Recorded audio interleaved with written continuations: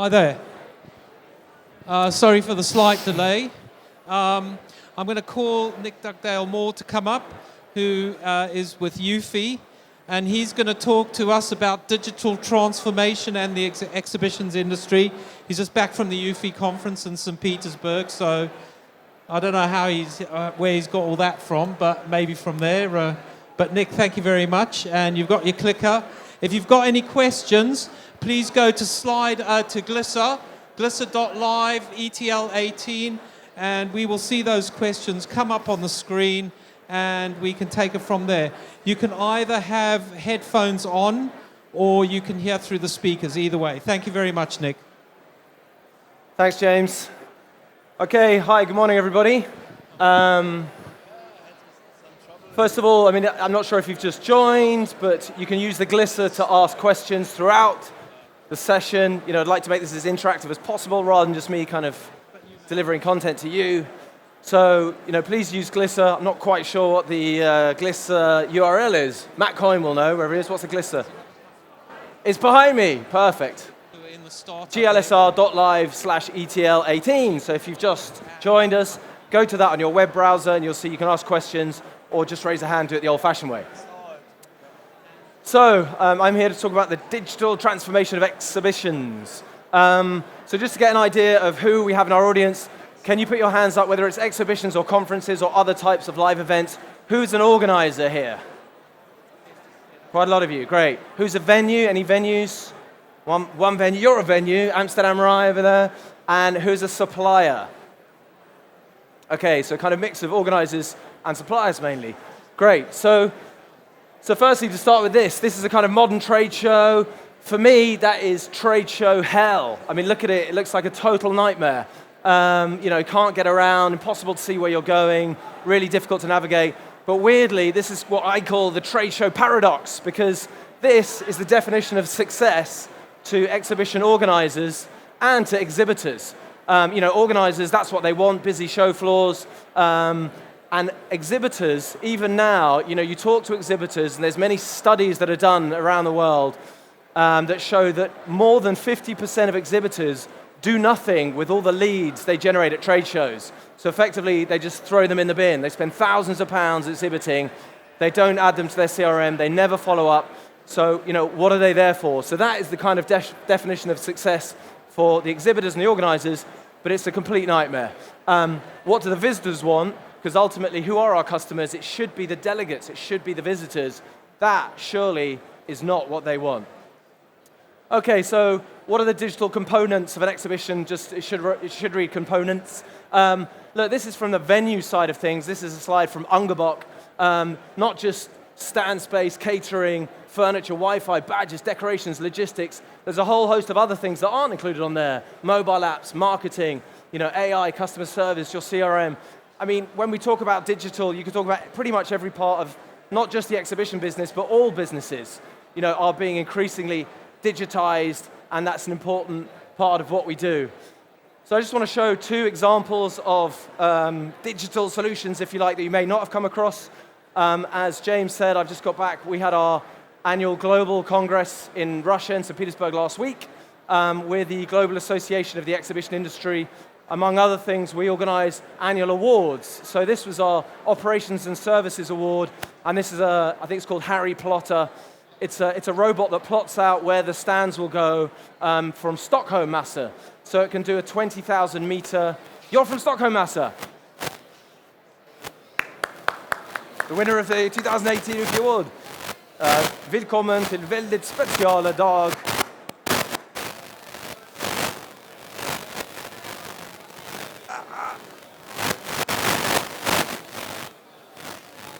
Help!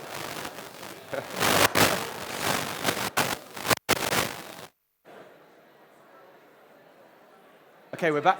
We're too excited. I just blew the system. So this was the Operations and Services Award winner, which is like not the highest tech solution you've ever seen, but elegant in its simplicity, and obviously can replace a lot of man hours of marking out floor plans. And I was saying I think it could do a 20,000 square meter venue with 300 exhibitors in about 8 hours. This was the winner of one of our other awards, our Digital Innovation Award, which is run by organized by a couple of the people that are here, Tezzy Bauer, Stefan Forsai from EasyFairs. So this was a solution for Suntec, which is a venue, high-tech venue in Singapore. I mean, you can try this now. If you're connected to the Wi-Fi, try it now. Just open a browser and go to that, sunteclevel4.now.sh. Is anyone connected to the Wi-Fi? Hands up if you're connected to the Wi-Fi. Hands up if you can be bothered to try that. Give it a go. Give it a go.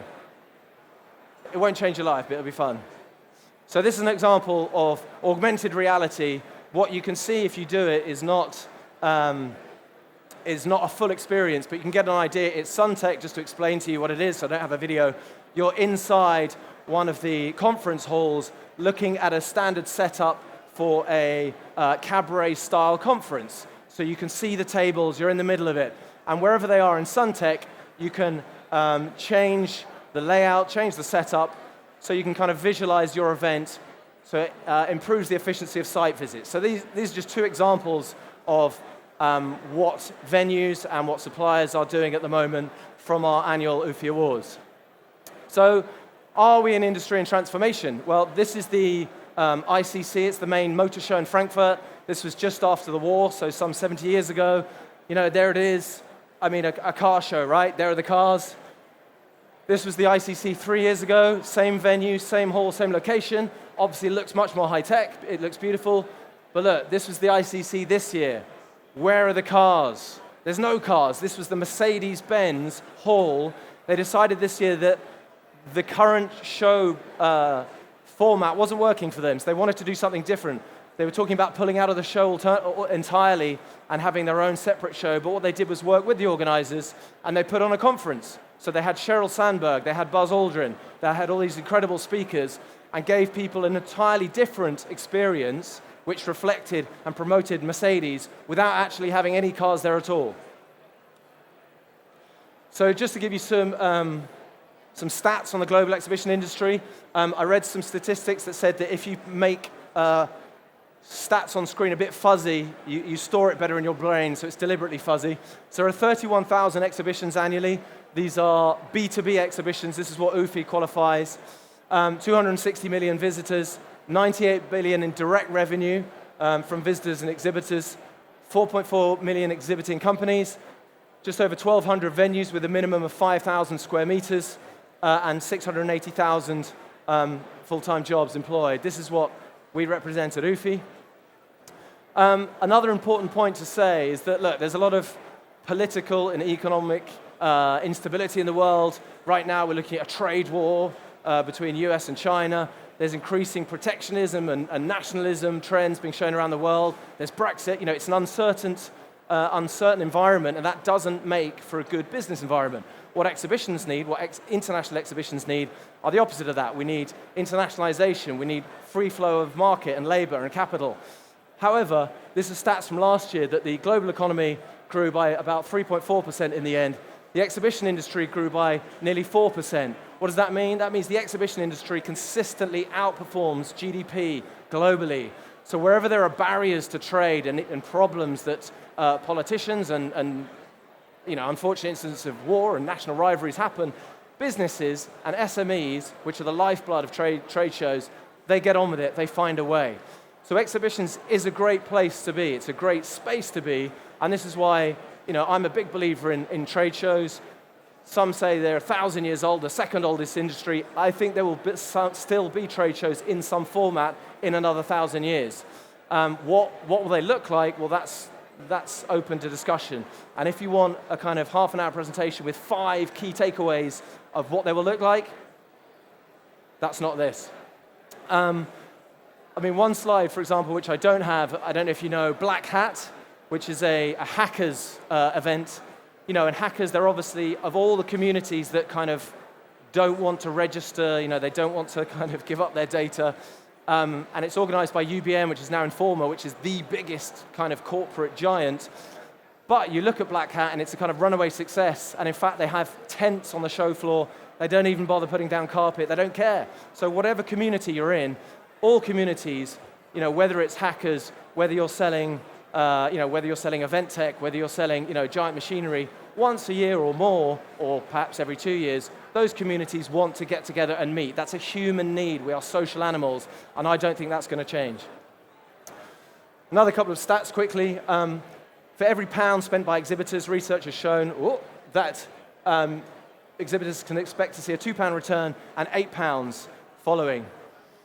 And 80% agree that if you've met somebody face-to-face, you're likely to spend more money. So we've got our first question. Where do you see the future of exhibitions in 10 years' time? I'll come back to that if I may. So just to say who we are, who am I? As I mentioned, we're the Global Association of the Exhibition Industry. We have just under 800 members in 87 countries. 70% are exhibition organizers, and 32% are venues, because some of them do both. Do you organize exhibitions as well? You do. 8% are associations, so we have the AEO in the UK, ALMA in Germany. We have 56 such associations around the world. And 8% partners of the industry. So GES, where's GES? There you are. They're our partner, and also our proud diamond sponsor, but some of the bigger players who are international, so also on the logistics side, Schenker, DHL, for example. But predominantly, we're the Association of Organizers. So what do we do? I've mentioned that we run various events. We also do awards, and which you can find out all this information on our website, ufi.org. There's a wealth of information. We do a lot of research. We've kind of quadrupled our output in the last 3 years, and it's all there for free on our website. Please go and have a look. Our kind of keynote research is our Global Exhibition Barometer, which we release every 6 months. The last one, which came out in July, was we had 312 companies in 55 countries, and there was a section on actions towards digitization. So the kind of information you can find in there, this is more general on what keeps you awake at night for CEOs, what are your main issues, and the top 3 for the last 10 years has been state of the economy in the home market, competition from within the industry, and global economic developments. But you can see further down the line, impact of digitization, and then where it's broken down, responding to customer needs, new digital products, and internal processes. And all of this data is broken down by region and by type of member. So you can see, for example, if you're a venue, you can't move your business organizers. If, let's be honest, the trade show industry, as have the economies of Western Europe and America in the last 10 years, been kind of slightly flat, and it's been booming in Asia. You look at somebody like ITE, who are very quickly refocused to these growth markets. A venue can't do that. So a venue are more sensitive to the state of the economy and the home market and competition. So I mentioned we have this study around digitization that we've been running now for 2 years. So we asked various questions. So, have you added digital services like apps, digital advertising, digital signage?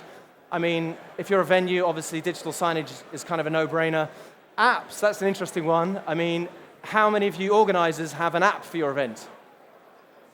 First of all, the organizers. Organizers, put your hand up. Put your hands down if you don't have an app.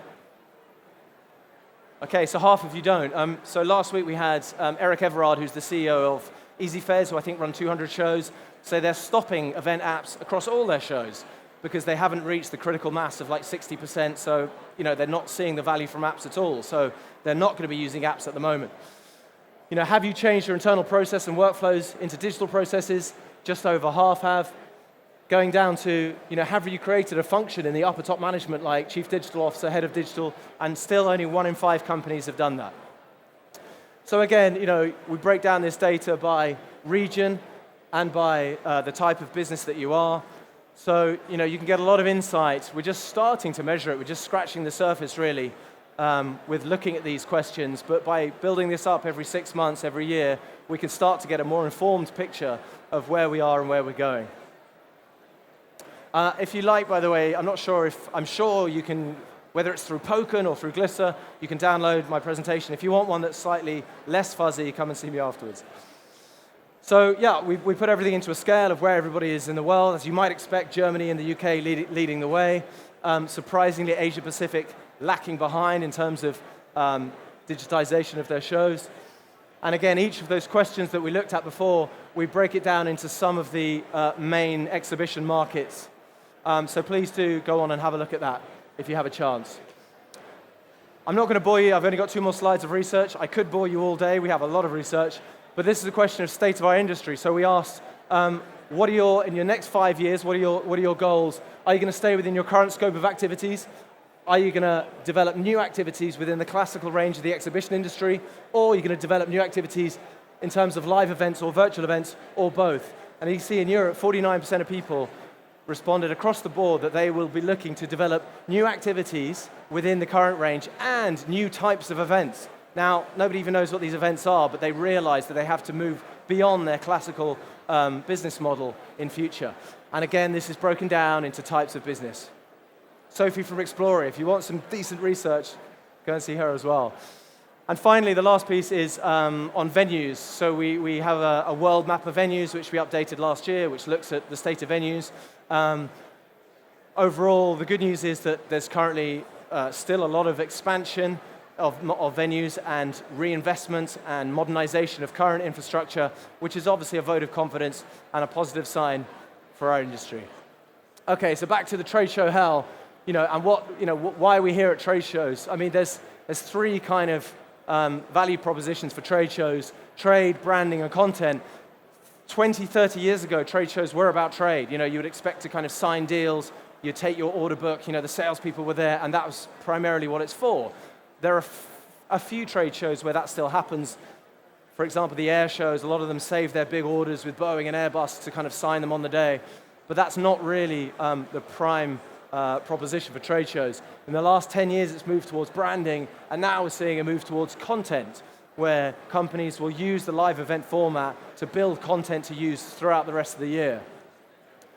So, what are the future of events? Well, before Mike Rusbridge, the former chairman of Reed, used to say that exhibitions were a random contact model where you just basically get a bunch of people in a room, shake it up for 3 days, and see what happens.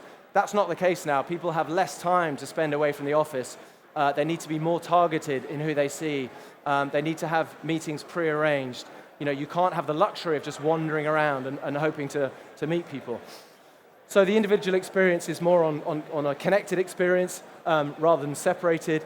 The customer knowledge, again, somebody far cleverer than me can talk to you about big data and about how there's a ton of data that, whether it's Visit by GES or who did the registration for this, but the registration companies have an absolute ton of data. And again, we're only starting to scratch the surface of how to utilize that property. The agenda, I'm not a big fan of kind of traditional 10 minutes, traditional conference formats. They should be more interactive, and you've been asking me questions, I've been ignoring you, so let's have a look.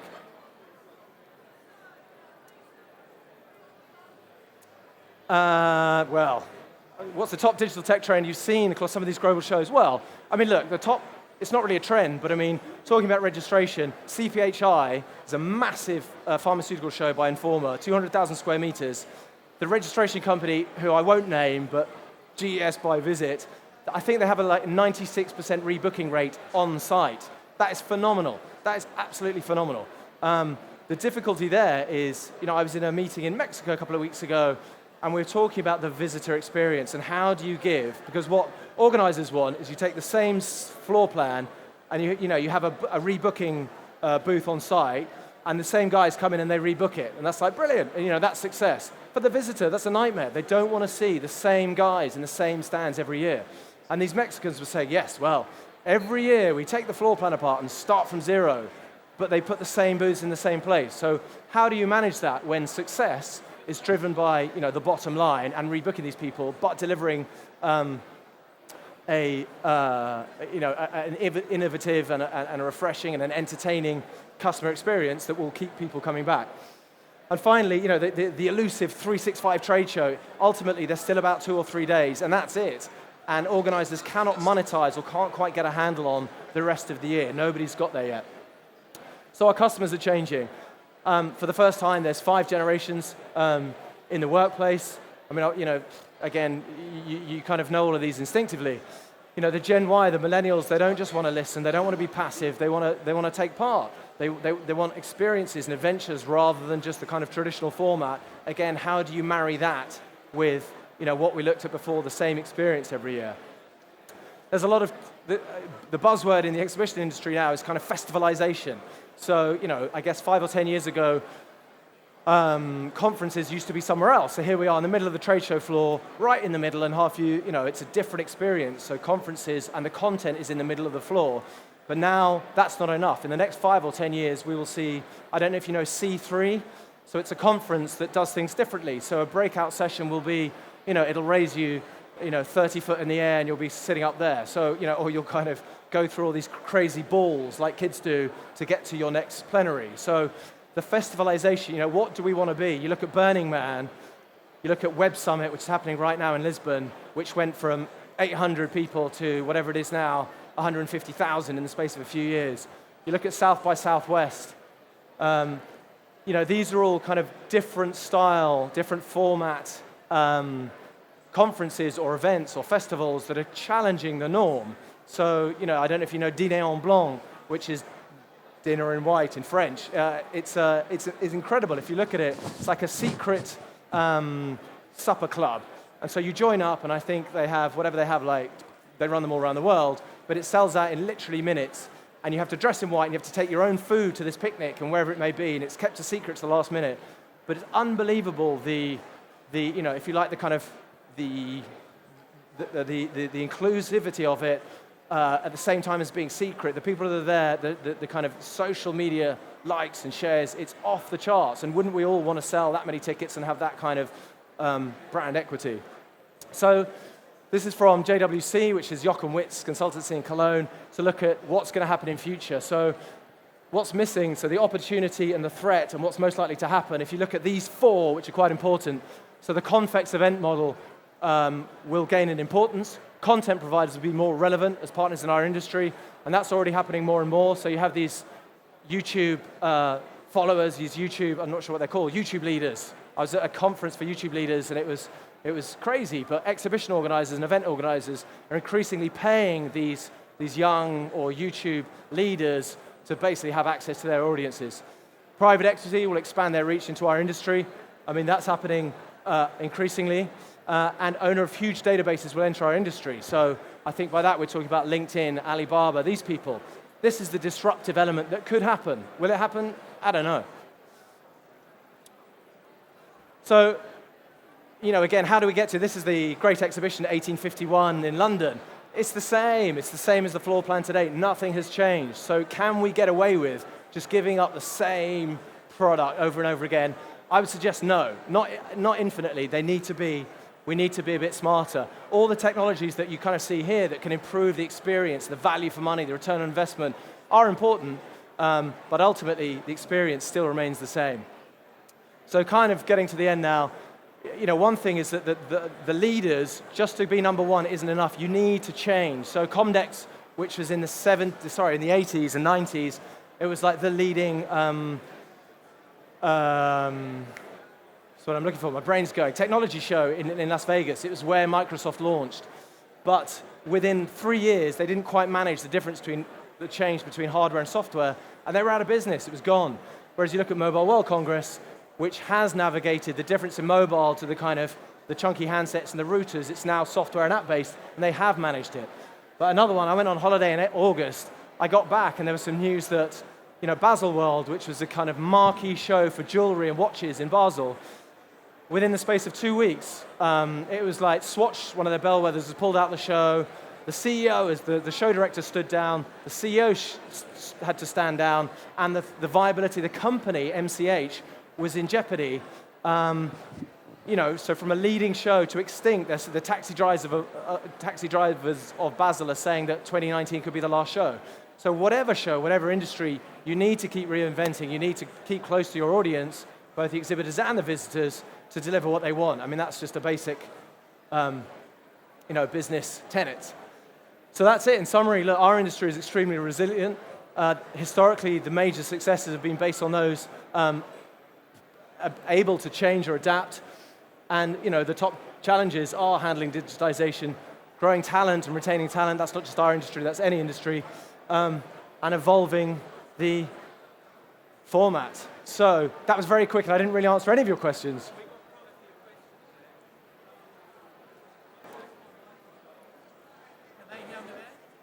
Can you hear him? I don't think so. Can you hear? Yeah. Nick, could you read the top question offer there and see? To interact with this session, visit.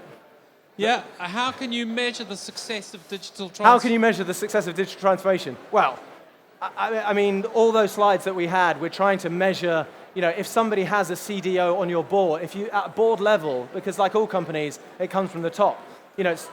To have a kind of a digital content guy that reports to the marketing manager, I would suggest you're not taking it seriously enough.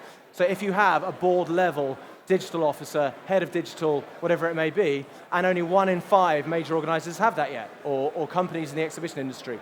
So that's one way of measuring it. I mean,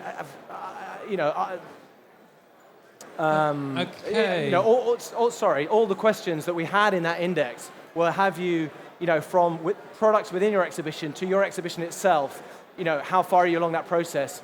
And I guess by measuring each year, we're still quite an old-fashioned industry. It's very profitable industry. That's why possibly we're so resistant to change, because the bottom line is so good. And that's why, who else gets paid up a year in upfront, for your services? Nobody. And we sell space. We sell nothing. They say, what is an exhibition? It's just a database with a logo. When you're kind of buying it. That's why private equity is so excited to kind of enter our industry. So the next question is, somebody's really interested in you. Oh my God. Or a few people are. So our event last week, we have one company that does our CMS, our registration, which is Ungerbok. We have another one which does our on-site registration, Info Salon. We have Gumio that does our app. We have Poken that does our digital badges. We had Glisser for the first time. What else do we have? And it's a total nightmare because obviously none of them talk to each other. So Cventer here, which for the conference side of things is great. You can have an event in a box, but there isn't that for the exhibition industry. They're going that way. GES are kind of buying up more and more bits of the pie, as are the other one, Freeman. So if there is a one-size-fits-all giant, text provider, the question is, will big organizers want to work with them? Will they be too scared that those companies will handle too much of their business? But my job, look, at the end of the day, should we as UFI, as an organizer, give people the latest shiny tech and all the rest of it? No, not really. Should we be focusing on giving the delegates a good experience? Yeah, and that's it. So for us, we used to have sponsors bringing brochures and trying to give stuff away. Awful, it's like a table of shame that I would have to shovel into the bin. Whereas now, with Poken, you can touch wherever it was. We have a wall at the back where people can collect sponsor information. Or say the research that I was showing you, we'd have it on a wall there. You just touch it and it'd be emailed to you. Brilliant. Glisser now, you can ask questions. If you're following on Glisser, I think you can see the slides live in real time. Fantastic. Great. One word answer. What geographical region do you anticipate the most growth in the next 5 years? Southeast Asia, ASEAN. Okay, great. Nick Dugdale-Moore, thank you very much.